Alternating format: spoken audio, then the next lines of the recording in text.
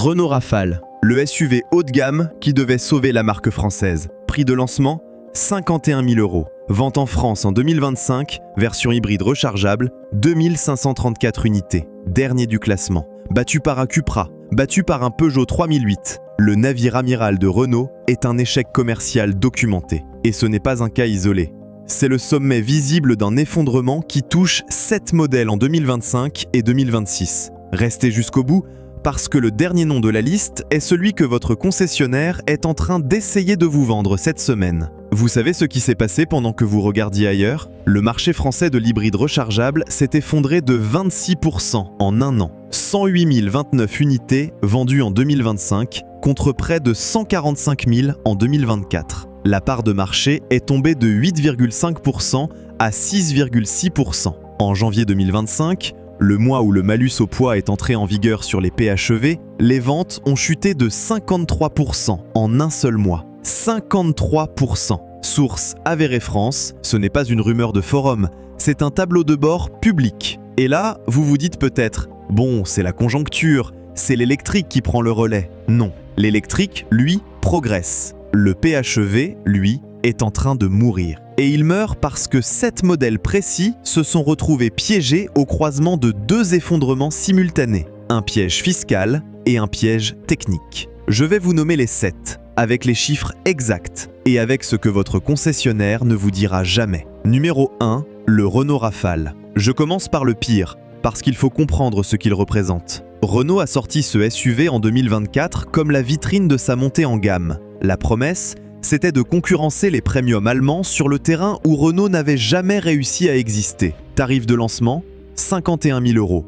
Version hybride rechargeable de 300 chevaux, transmission intégrale, autonomie électrique annoncée à 105 km, WLTP. Sur le papier, c'était imbattable. Le marché a tranché. 2534 ventes de Rafale PHEV en 2025. C'est moins que le Cupra Terramar. C'est moins que le Peugeot 3008. C'est même moins que le DS7 Crossback, un modèle vieillissant que tout le monde croyait fini. Et le pire, la version PHEV du Rafale est aussi soumise au malus au poids 2025. 1 350 € à payer en plus à l'immatriculation. Sur un véhicule à 51 000 €, on dit merci.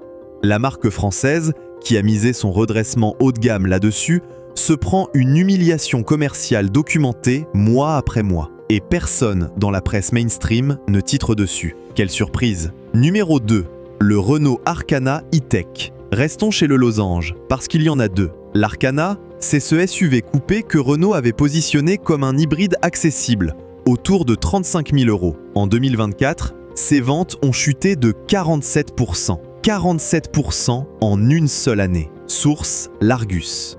La raison? L'offre Renault s'est étoffée à côté. Le modèle a vieilli, et le client l'a abandonné sans se retourner. Aujourd'hui, on ne le voit même plus dans les classements. Un modèle en silence radio qu'on continue à produire pour boucher la grille tarifaire. Si vous croisez une offre LOA agressive sur un Arkana ces prochains mois, posez-vous une question. Pourquoi il brade?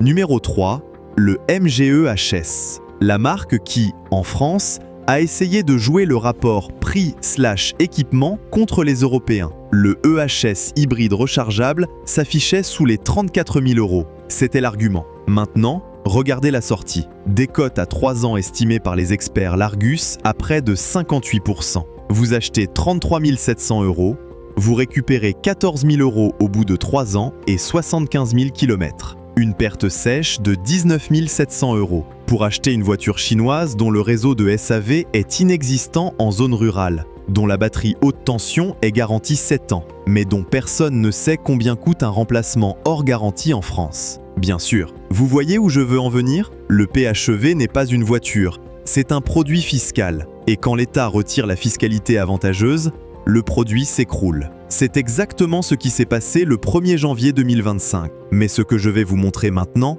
c'est encore pire que la fiscalité. C'est la fiabilité. Numéro 4.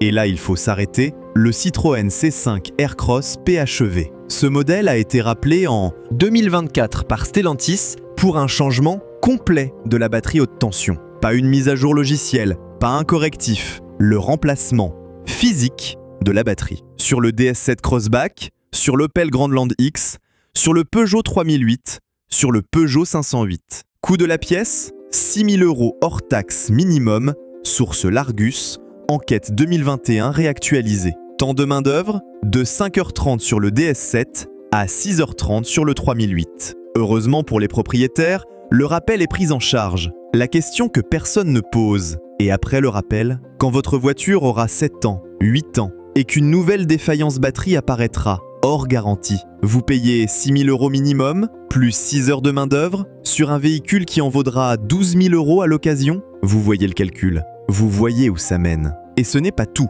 Stellantis a aussi imposé sa nouvelle boîte EDCS6, conçue par l'équipementier belge Punch Powertrain, sur la quasi-totalité de sa gamme hybride. 208, 2008, 308, 3008, 5008, C3, C3 Aircross, C4, C5 Aircross, Mocha, Astra, Grandland, Avenger, Junior, Ypsilon, Grande Panda, tout y passe. Les remontées techniques convergent depuis 18 mois. À-coups, blocage, sélecteur défaillant, craquement à la décélération, remplacement complet de boîte. Le site Fiche Auto a documenté un cas de remplacement de boîte sur une Peugeot hybride à 9000 km. 9000. Une boîte de vitesse neuve qui meurt avant que les pneus d'origine soient usés. C'est ça, l'industrie automobile française en 2026.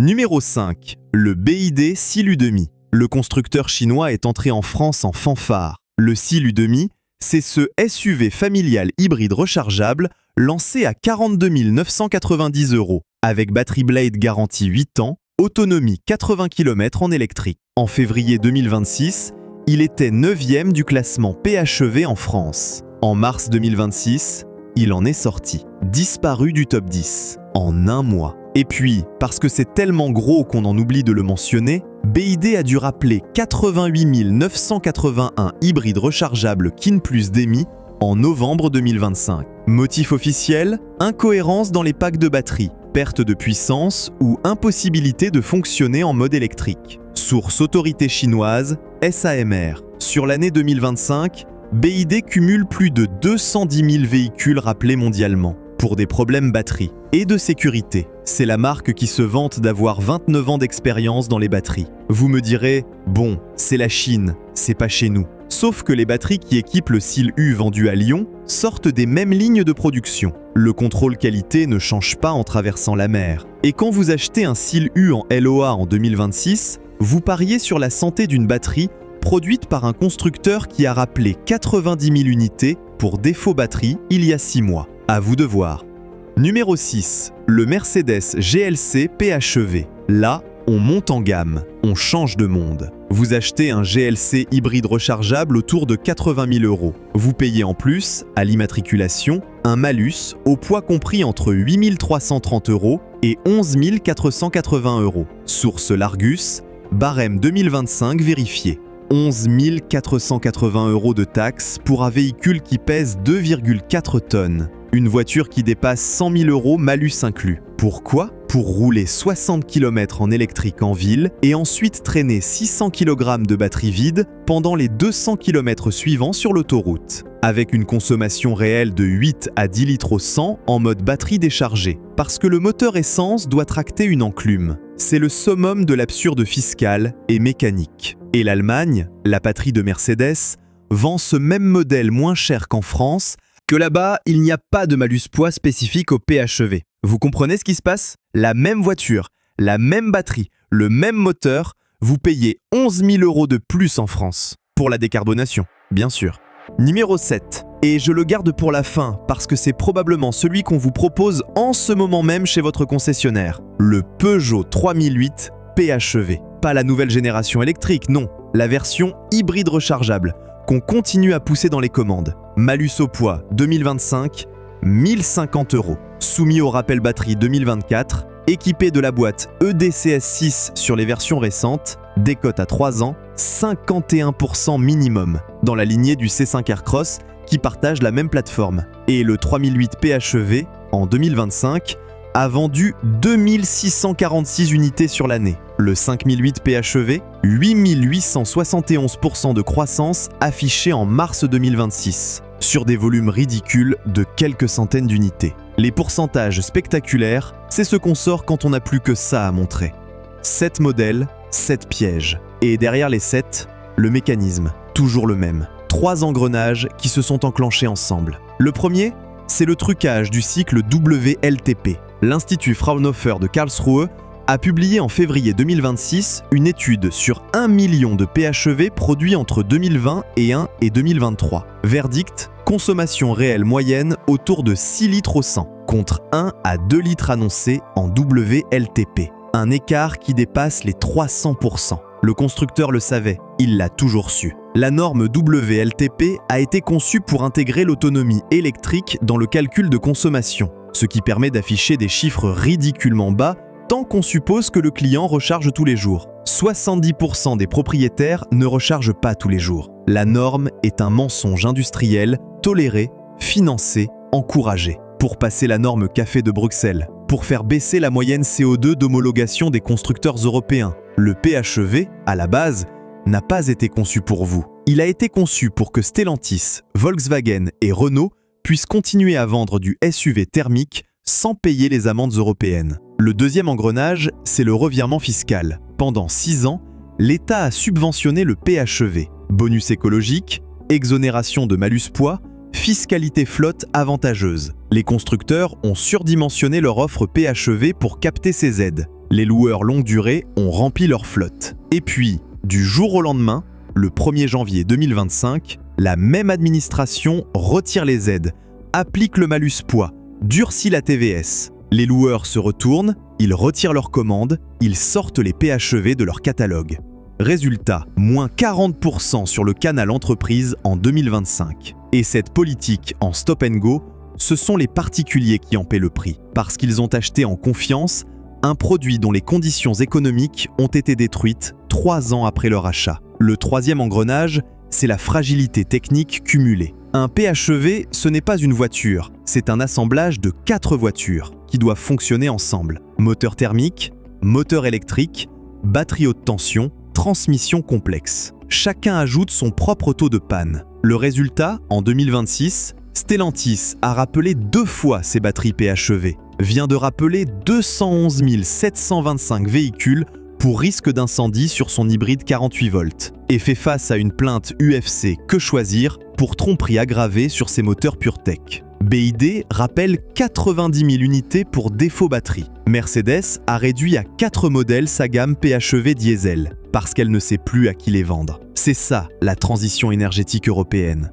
Une succession de produits techniquement immatures, fiscalement bricolés, commercialement effondrés. Maintenant la question qui tue. Pourquoi votre concessionnaire continue-t-il à vous pousser un PHEV en 2026 ? Parce qu'il a du stock, parce que la marque le rémunère mieux sur les motorisations à forte marge, parce que le malus poids, lui, ne sortira pas de votre poche tant qu'il n'aura pas signé, parce que la décote, ce sera votre problème dans 3 ans, pas le sien aujourd'hui, et parce que la nouvelle génération de PHEV à 80 km d'autonomie, qui arrive dans les concessions, doit faire du chiffre, coûte que coûte. Si vous ne pouvez pas brancher votre voiture chez vous, c'est-à-dire si vous habitez en immeuble ou en appartement sans parking privatif, le PHEV est strictement le pire choix possible. Vous payez le prix du PHEV à l'achat. Vous payez le malus poids parce que la batterie pèse 200 kg. Vous payez l'essence comme une thermique parce que vous ne rechargez jamais. Vous payez la décote double parce que personne ne veut racheter. Et vous payez la facture batterie le jour où elle lâche hors garantie. Si vous voulez vraiment hybridier, prenez un full hybride Toyota. Yaris Cross, RAV4, Corolla. Pas de prise, pas de batterie haute tension à brancher, 25 ans d'expérience constructeur, consommation réelle conforme aux annonces, décote 6 à 8% par an au lieu de 17%. Le Toyota Yaris Cross a vendu 28 061 unités en France en 2025, premier hybride du pays, et personne dans le top des hybrides français ne se rapproche de ces volumes. Voilà, 7 modèles, 7 pièges, 3 engrenages et un constat. Le PHEV en France, en 2026, n'est plus une motorisation. C'est une dépouille industrielle qu'on vous vend encore parce que les stocks ne se sont pas écoulés tout seuls. La seule question qui vaut maintenant, c'est de savoir qui va payer la note.